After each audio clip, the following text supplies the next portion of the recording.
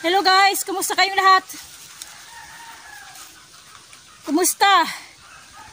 Thank you sa mga bagong subscriber ko. Tsaka yung bagong silip ngayon guys. Ikaw kaibigan. Ikaw, please subscribe muna bago mo tapusin yung aking video. Video tsaka subscribe muna tsaka likes, tsaka pwede mo i-share yung aking video para kumalat ang buhay ni Waray. Okay guys, natutuwa lang ako kasi nadadagdagan tayo eh. Nadadagdagan ang bilang.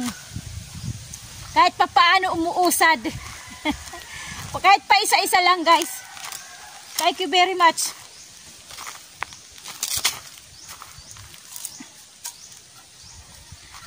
Nagpunta ako dito sa aking tanima para magdilig. Para diligan. Diligan ang mga natutuyo. Mga tuyot. Na tanim.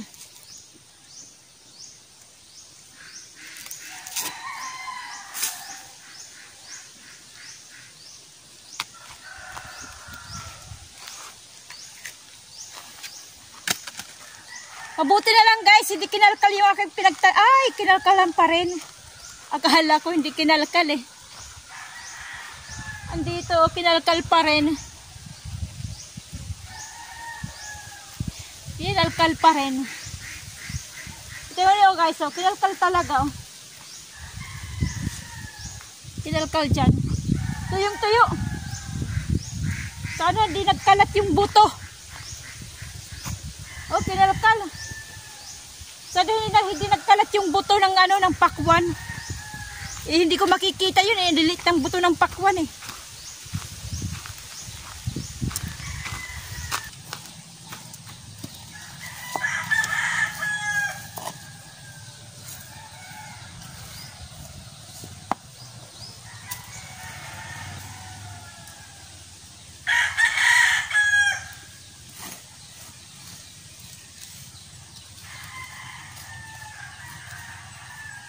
Ano to ko guys sa puno ng kalamansi. Itong aking sinunog to yung nadamo eh.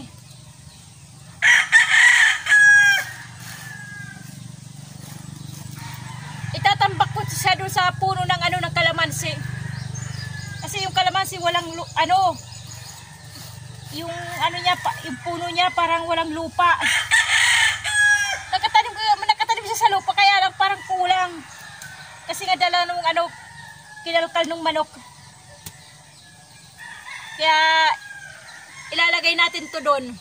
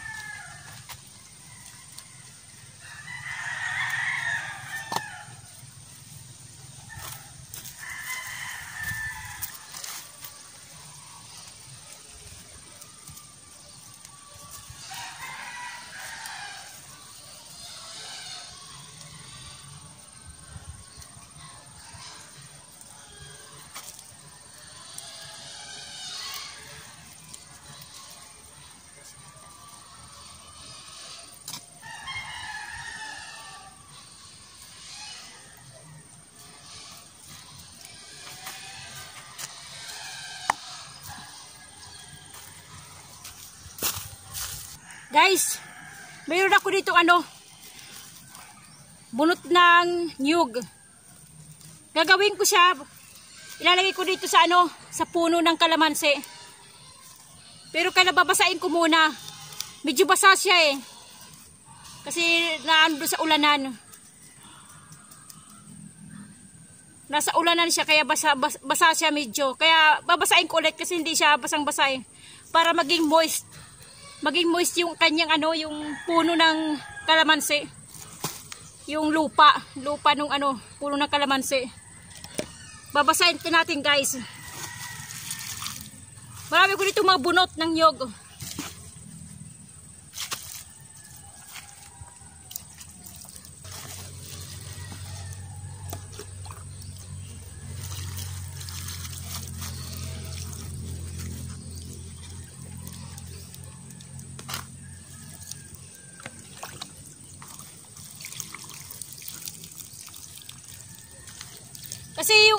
Kasi yung lupa niya eh, tuyo eh. Kaya babasain natin. Kaya lalagyan natin siya dito, ano natin ipagaganyan. Okay.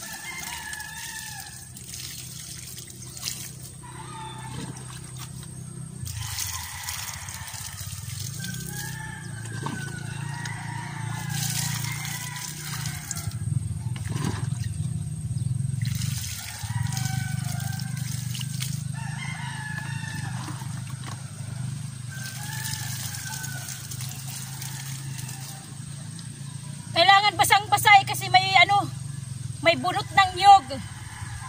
Kailangan basang-basa para maano siya nang ma-absorb siya ng ano, ng bunot ng nyog, yung tubig. Para maging moist yung kanyang ano, yung lupa. Yung may puno ng kalamansi.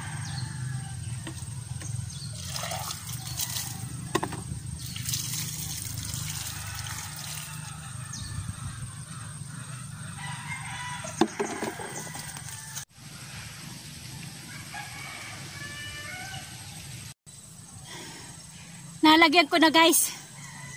Maganda na tingnan. Para pag nadidiligan siya, yung lupa, hindi siya babagsak.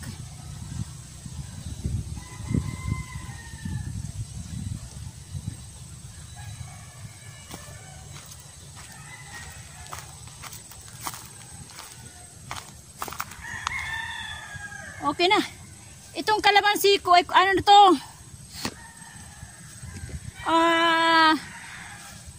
Mula nung itinanim ko to, ano na to, 1 taon na higit na to.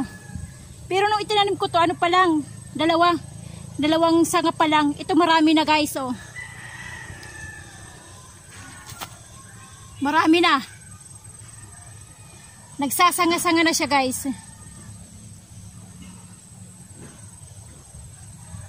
Maganda na tingnan kasi nilagay ko ng ano, ng bunot. Itong bunot na to, ano to eh, para ano, lagi siyang basa yung lupa, para siyang namomoist yung ano, yung lupa niya, yung sa puno ng kalamansi.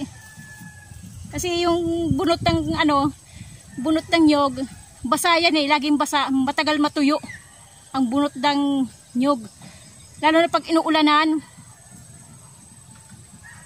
laging basa yan, matagal matuyo. Kaya maganda yan sa puno ng ano, ng kalamansi. Yung katulad ba ng ano, ng puno ng saging. Yung puno ng saging, di ba guys, basa, lagi siyang basa yung puno. Ganyan din yan. Maganda rin yan yung puno ng saging ilagay sa mga ano ng kalamansi. Sa puno ng kalamansi para siya namomoist. Tapos yung ano niya, yung katas niya, para siyang vitamin, para siyang fertilizer yung kanyang ano, yung katas. Para din yung sa nyog. Yung katas siya kasi yan itim eh. Pag itim kasi maganda, katulad ng lupa. Pag itim ang lupa, maganda. Maganda yan taniman, lalo na sa gulay. Yan okay na. Kaya lang yung ano, yung gagawa ko ng tagnon, yung pang-spray na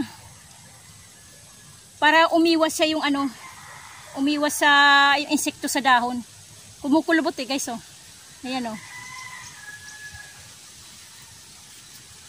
Gagawa tayo niyan pang-spray sa susunod. Ito yung ano natin, yung isang kalamansi ko na ano eh, na hindi maganda pagka ano. Maganda to, nung tinanim ko to maganda, as in malago. Nung naumpisahan magkaroon ng manok dito, kinahig ng kinahig yung puno niya, lumalim, pati yung kanyang ugat lumalabas na. Kaya siya na ano siya, yung tawag noon, yung hindi na siya maganda, nagdilaw ang kanyang dahon hanggang nalagas. Ayan, kaya ngayon nilagyan ko ng lupa, yung lupang pinagsunugan ng mga damo. Yan ang inilagay ko dito, itinambak ko sa mga puno ng kalamansi at nilagyan ko rin ng ano, ng bunot. Okay guys, yung mga nagtatanim dyan, idea yan, maganda yan, para yung lupa niya hindi siya babagsak. Tambakan ng lupang pinagsunugan ng mga damo. Ayan. Okay guys,